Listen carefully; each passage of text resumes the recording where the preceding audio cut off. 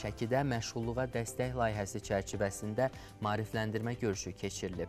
Tədbirdə Dövlət Məşğulluq Agentliyi, Şəki şəhər İcra Hakimiyyəti, Kiçik və Orta Biznesin İnkişafı Agentliyi, layihənin əməkdaşları və 100-dən çox benefisiar iştirak edib.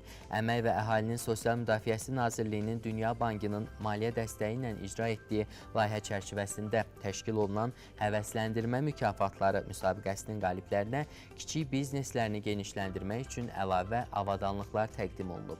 Bakı, Abşeron, Xızı, Dağlıq, Şirvan, Mərkəzi Aran və Şəki-Zaqatala iqtisadi zonaları üzrə 50-yə yaxın benefisiar müxtəlif fəaliyyət sahələri üzrə aktivlərlə təmin edilib. Layihənin ilk mərhələsində ümumilikdə 100, növbəti mərhələdə isə daha 190 benefisiarın əlavə aktivlərlə təmin olunması nəzərdə tutulur. Layihə çərçivəsində Şəkidə keçirilən maarifləndirmə görüşündə isə 100-dən çox benefisiara layihənin məqsədi, iştirak şərtləri və təqdim olunan dəstək mexanizmləri barədə məlumat verilib və onların sualları cavablandırılıb.